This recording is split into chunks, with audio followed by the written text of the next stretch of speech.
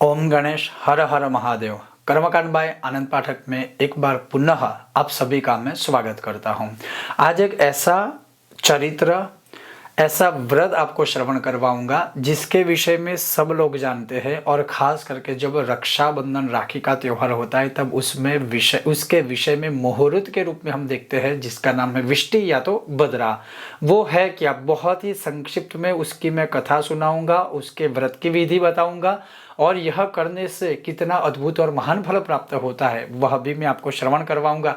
क्या आपने कभी यह कथा सुनी थी या आपको पता था, वो भी आप हमें कमेंट बॉक्स में अवश्य ज्ञात करवाइएगा।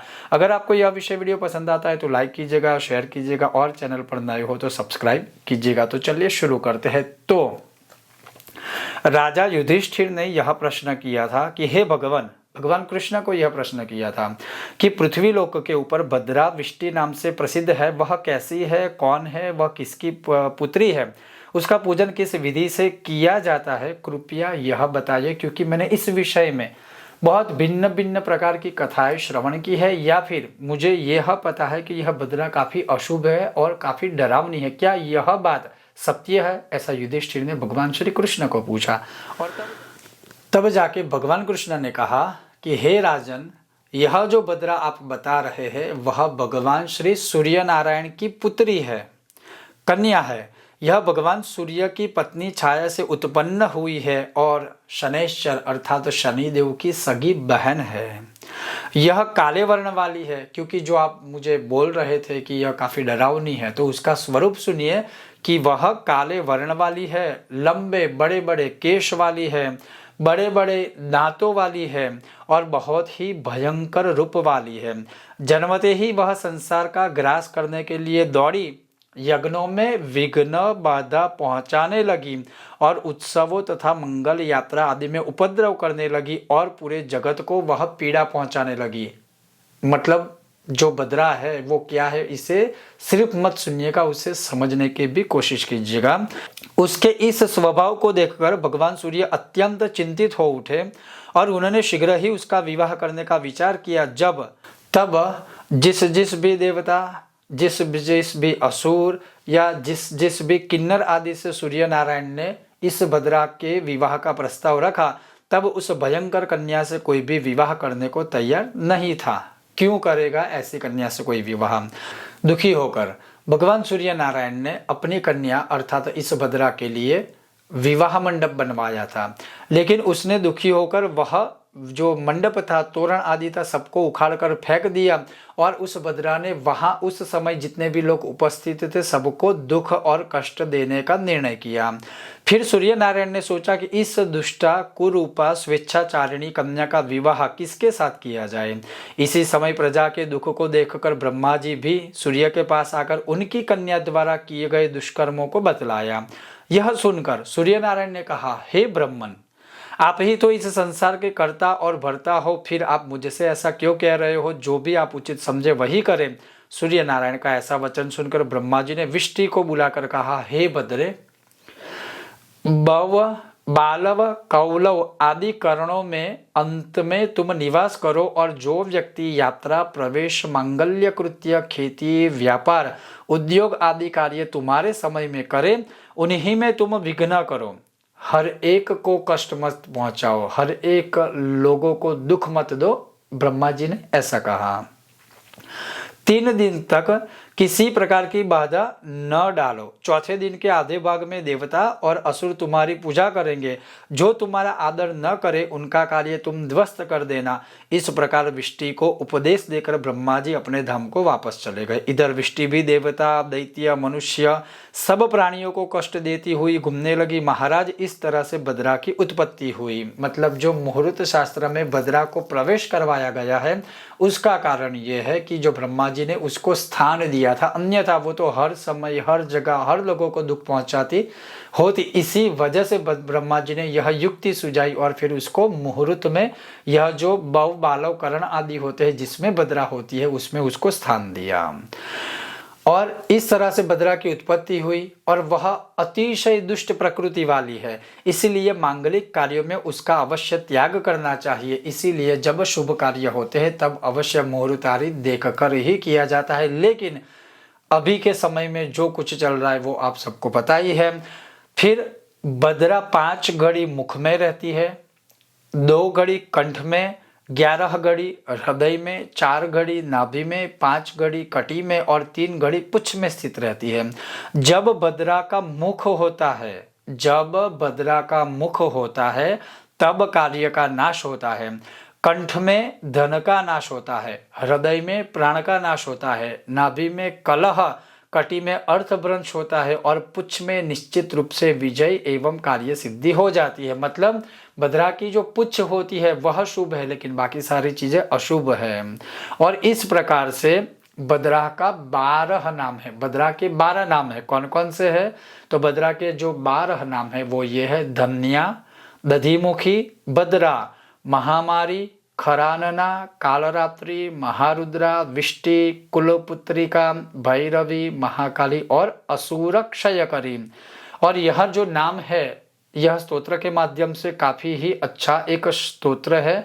और इन 12 नामों का भी जो कोई भी मनुष्य किसी भी समय, खास करके किसी के जीवन में सिर्फ सब अशुभ ही होता है, उनके लिए तो यह वरदान है। इन 12 नामों का प्रातः काल उठकर जो कोई स्मरण करता है उसे किसी भी व्याधि का कभी भय रहता ही नहीं है। रोगी रोग से मुक्त हो जाता है और सभी ग्रह अनुकूल हो जाते हैं। उसके कार्यों में कोई विघ्न नहीं होता। युद्ध में तथा राजकुल में वह विजय प्राप्त करता है या करती है। जो विधि पूर्वक नित्य विष्टि का पूजन करता है, निसंदेह उसके सभी कार्य सिद्ध हो जाता है। अब फिर भगवान कहते हैं कि अब मैं बदरा का जो व्रत होता है वह श्रवण करवाता हूँ, संक्षिप्त में वह सुनिए। हे राजन, हे युधिष्ठिर, जिस दिन बदरा हो उस दिन उपवास करें। रात्रि के समय अगर बदरा हो तो 2 दिन तक एक भुक्त अर्थात एक समय खाना खा के व्रत करना चाहिए। 1 प्रहर के बाद बदरा हो तो 3 प्रहर तक उपवास करना चाहिए, अथवा तो एक भुक्त एक समय ही खाना खाना चाहिए। स्त्री अथवा तो पुरुष व्रत के दिन सुगंध आमलक लगाकर सर्वौषधि युक्त जल से स्नान करे, अर्थात अपने शरीर पर आंवले लगाकर या आंवले युक्त जल में। स्त्री अगर यह व्रत करती है तो स्त्री, पुरुष करती है तो पुरुष, अगर दोनों करते हैं तो दोनों आंवले युक्त जल से स्नान करें। फिर अपने पितरों का स्मरण करें।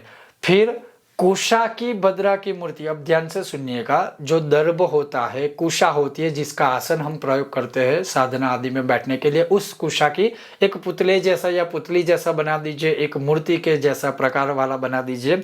वह बना के इन बदरा के जो 12 नाम मैंने आपको श्रवण करवाए, उन 12 नामों से हवन करना है। यहाँ पर विधान है 108 बार। 12 नाम ऐसे 12 नाम बोल के 108 बार हवन करना है। जिस दिन आपने यह व्रत किया हो उस दिन की बात है।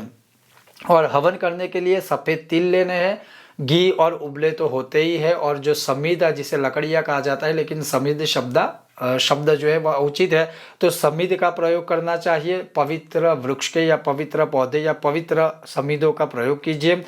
तिल मिश्रित पायस, जिसको दूसरे शब्द में खीर कहते हैं, हालांकि पायस अलग है खीर अलग है, लेकिन फिर भी पायस, सफ़ेद तिल, गौ माता का घी और समीद और गौ माता के जो उबले होते हैं गोमय से बने, उसका प्रयोग करके 12 नामों से 108 बार हवन करना है। अब जब 12 नामों से आप हवन करते हो तब धन्या स्वाहा नहीं होगा, धन्यायै स्वाहा होगा, दधिमुखियै स्वाहा होगा, बद्रायै स्वाहा होगा, महामार्यै स्वाहा होगा।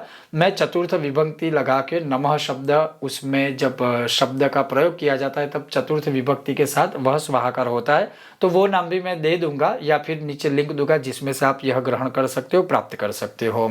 तो इस प्रकार से यज्ञ करना है। जिस दिन बद्रा हो, जिस दिन आपने व्रत या उपवास किया हो उस दिन की बात है, जो महीने में एक ही दिन होता है।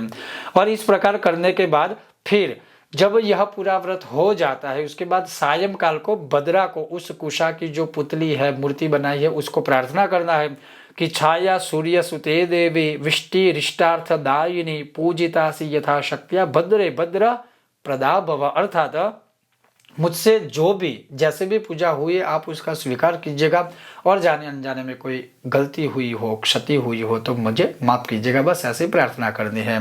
अब ऐसा करने के बाद फिर वैसे तो लिखा है कि लोहे की पीठ पर बद्रा की मूर्ति को स्थापित कर काले वस्त्र पहना कर गंध पुष्प आदि से पूजन कर प्रार्थना करें और फिर उसी मूर्ति को, जो कुशा की मूर्ति है, वो किसी ब्राह्मण को दान कर दीजिए या फिर किसी पवित्र नदी या पवित्र जगह पर विसर्जित कर दीजिए। यहाँ वहाँ कहीं मत कीजिए, अन्यथा और पाप लगेगा, दोष लगेगा। तो जो कुशा की मूर्ति बनाई हुई है उसको प्रातः काल दूसरे दिन सुबह पवित्र जगह पर विसर्जित कर दीजिए प्रार्थना करने के बाद। और यह करने के बाद वैसे इसमें लिखा है कि यह व्रत 1 साल तक आप कर सकते हो, 2 साल तक कर सकते हो, या जितना भी आप चाहो कर सकते हो। लेकिन जब आप यह निश्चय लेते हो, संकल्प लेते हो कि बस अब मुझे यह व्रत नहीं करना है, तो उस टाइम पे उसका उद्यापन भी करना रहता है। और उद्यापन में यही होता है कि इसकी 16 उपचारों से पूजा की जाती है और एक उद्यापन की प्रॉपर विधि होती है जो विद्वान पंडितों के द्वारा आप करवा सकते हो। अन्यथा हर महीने में एक बार यह व्रत आप कर सकते हो। और जब उद्यापन आदि किया जाता है, विसर्जन आदि किया जाता है, तब इसका फल क्या है कि जो कोई यह व्रत करता है, बद्रा व्रत, उसके जीवन में कभी कोई विघ्न नहीं आता। बद्रा व्रत करने वाले व्यक्ति को कभी कोई प्रेत, भूत, पिशाच, डाकिनी, शाकिनी, ग्रह आदि कभी कष्ट नहीं देते, उसका इष्ट से वियोग नहीं होता और अंत में उसे सूर्य लोक की प्राप्ति होती है। और यह भगवत वचन है। भगवान कृष्ण ने युधिष्ठिर को यह व्रत सुनाया था जो हमारे पुराणों में दिया हुआ है, हमारे व्रतों के ग्रंथ में दिया हुआ है। तो इतना अद्भुत और महत्वपूर्ण यह बद्रा का व्रत है, क्योंकि बद्रा हम मुहूर्त में तो देखते हैं कि इस दिन बद्रा है, इस दिन बद्रा है, ये है वो है। लेकिन अभी क्या हो गया है कि बद्रा हम एक ही दिन साल में देखते हैं। किस दिन? जब राखी बांधनी होती है तब। लेकिन ऐसा नहीं है, बद्रा हर महीने होती है। तो जब भी कोई शुभ कार्य, मांगलिक कार्य हम करते हैं या करवाते हैं तो अवश्य बद्रा देखना ही चाहिए। और ये जैसे जैसे हमने लुप्त कर दिया है एक तर्क वितर्क देके, उसी वजह से जीवन में संकट भी बहुत आते हैं इसी कारणों से।